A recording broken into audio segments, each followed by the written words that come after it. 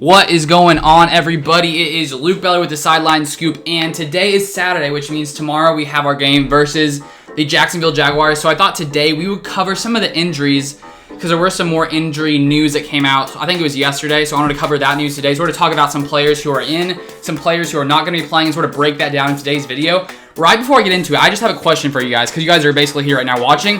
So as you can see, I'm doing No Shave November, and honestly, this is the longest I've ever grown out my hair. I shaved down here so it doesn't look nasty, but I just need some feedback.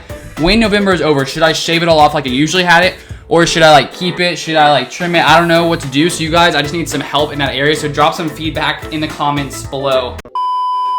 So the first guy we're going to be covering today is David Bakhtiari, who, as we all know, has missed the last 3 games with that chest injury that he suffered versus the Buccaneers.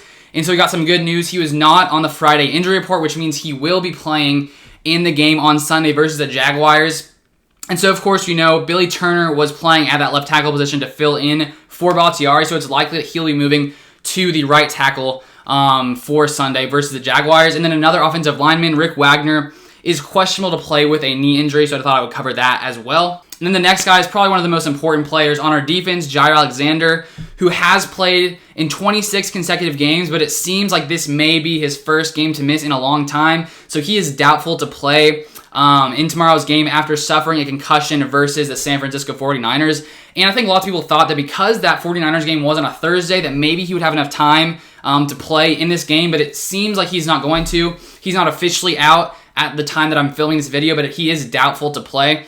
That's a little worrisome just because Kevin King is also questionable. As you guys know, he has missed the past few games with a quad injury.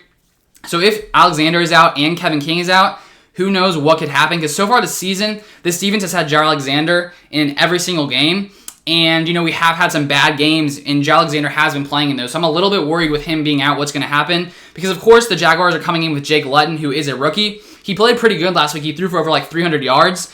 And, of course, the Jaguars' number 1 option, probably DJ Chark, who had one of the best games of his season last week with Jake Luton, where he had 7 receptions, 146 yards, and 1 touchdown. And, of course, one of those touchdowns by Chark was a 73-yard touchdown. But still, he played very, very well last week. So if both of those guys are out, who knows, you know, what's going to happen. Of course, Josh Jackson will probably be there, Shannon Sullivan, and maybe Kadar Holman. But I don't know. That's an area that's a little bit, it's a little suspicious, I guess I could say. And then if we come in, we look at Lazard, who was playing great for the first 3 games of the season, goes out in that Week 3 game, and in that game versus the Saints, right before he went down, he put up 6 receptions, 146 yards, and 1 touchdown, so we've definitely missed his presence in these past, 5, 6, it's been a long time since he's been here.